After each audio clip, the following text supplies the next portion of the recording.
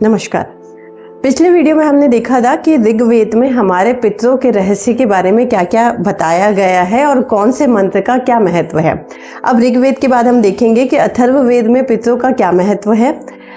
अथर्ववेद को अक्सर जीवन का व्यवहारिक वेद कहा जाता है और इसमें पितरों के लिए किए जाने वाले श्राद्ध, तर्पण और आहुतियों का विस्तार से वर्णन किया गया है।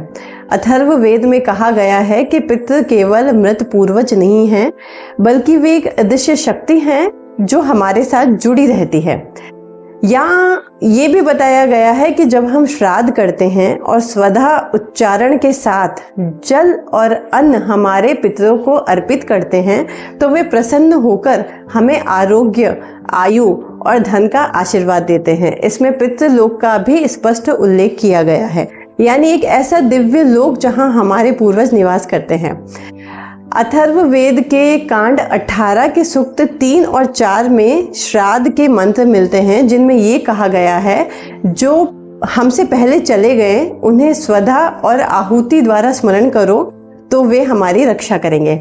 इसमें यह भी कहा गया है कि पितरों का स्मरण करने से हमारे घर में संतान, सुख, समृद्धि और शांति बनी रहती है। अथर्ववेद इस बात पर जोर देता है कि श्राद्ध केवल एक कर्म कांड नहीं है, बल्कि ग्रेटिट्यूड का भाव है, जो कि बहुत इम्पॉर्टेंट है। जब भी हम अपने पूर्वजों का श्राद्ध करते हैं तो हमें एक कृतज्ञता का भाव होना बहुत ज़रूरी है। तो इसलिए जब हम पितरों को मानते हैं तभी जीवन में स्थिरता आती है। तो दोस्तों, आज हमने जाना कि अथर्ववेद ने पितरों को केवल एक स्मृति नहीं बल्कि एक दिव्य शक्ति माना है। श्राद्ध और तर्पण उनके आशीर्वाद का एक सेतु है।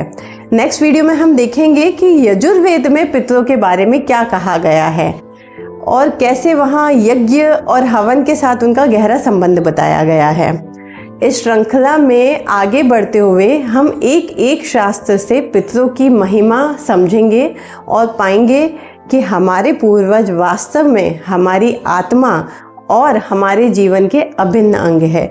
इसलिए इस पितृ पक्ष में अपने पूर्वजों का श्रद्धा पूर्वक श्राद्ध अवश्य करें और हमसे जुड़े रहिए, ताकि आपको सारे शास्त्रों से जो भी इंफॉर्मेशन है ऑथेंटिकेटेड वो आपको मिलती रहे। राधे राधे।